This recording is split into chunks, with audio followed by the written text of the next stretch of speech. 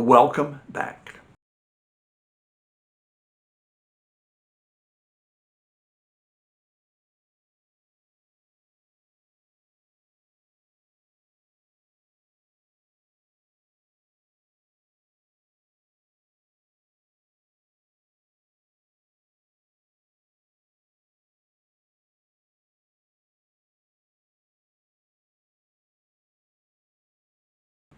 In bite-sized pieces.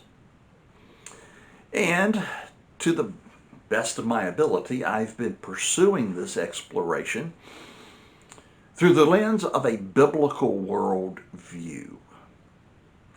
And the biblical worldview provides us with, as we have said, four key historical events, which creates a template upon which we can build a more detailed biblical worldview.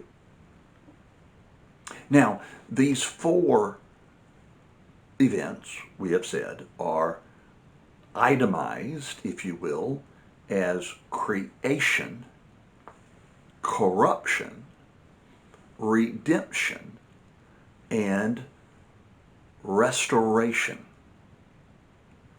Now, from these four events, as we understand them, we are then in a position to begin to answer some key questions that are at the heart of the problems of evil and suffering.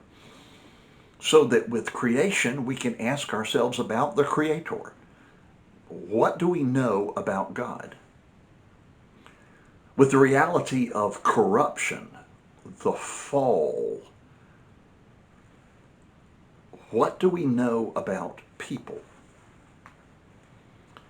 With the events of redemption, the actions of God, we can ask, what are God's purposes regarding his allowance of evil and suffering?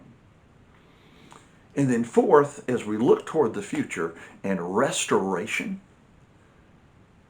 what do we know about the future? And it's that last question that we want to concentrate on in this final segment. Because here's why it's important.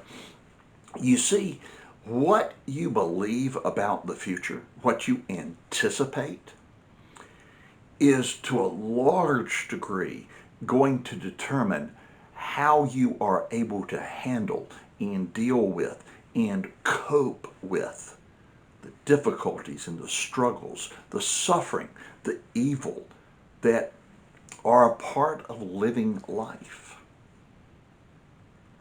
Now, as we look toward the future and restoration, where God is in fact going to restore all things, there's a lot of information in the Bible, but let me boil it down to 5 things that we know are going to happen. First, Jesus is going to return. He is going to raise the dead, the resurrection of our bodies. He is going to establish his kingdom. He's going to administer justice, and he is going to banish evil and suffering from among his people forever. Now, make special note of these last 2. He is going to administer justice. God is going to set things right. And nobody ultimately is going to get away with anything.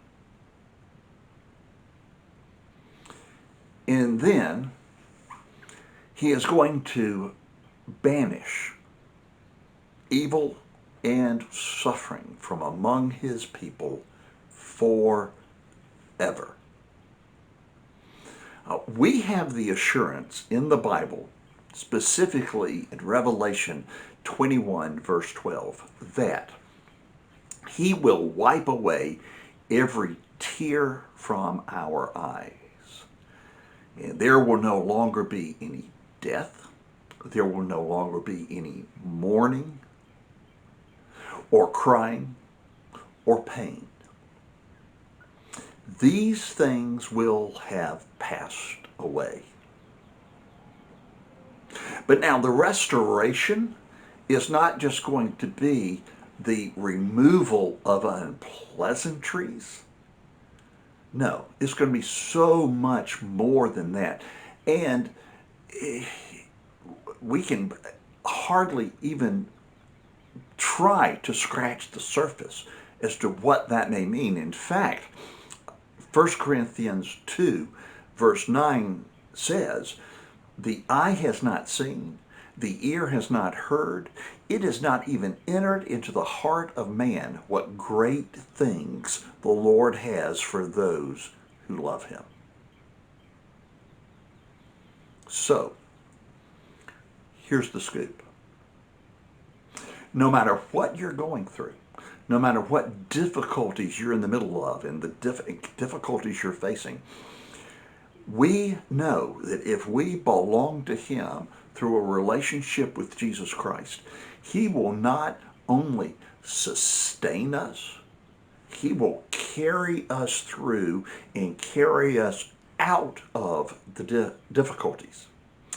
And the projection of our lives, what we can anticipate in the future, provides us with good, solid reasons to be encouraged. Now, if you are not a follower of Jesus, I have no encouragement to offer you. For you, this is as good as it's going to get. But if you are a follower of Jesus, this is as bad as it's going to get. Now, let me leave you with one final thought before I suggest 3 books that you might want to read and follow up with all these topics. And the final thought is this, and I'm paraphrasing a gentleman who was just a brilliant thinker, a gentleman by the name of Carl F. H. Henry, who said something to the effect that if you are looking with a biblical worldview, then even on a really bad day, you can see forever. So, 3 books that I want to suggest to you. The first is Unspeakable by Os Guinness. The second, and I mentioned to you in an earlier segment that this was a lifeline for me a number of years ago when I went through my first really serious bout of depression, by Jerry Bridges, Trusting God Even When Life Hurts. And then by Timothy Keller,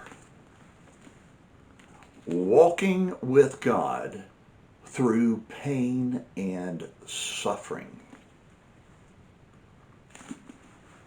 So let me encourage you to read, digest, grow, enjoy, and thanks.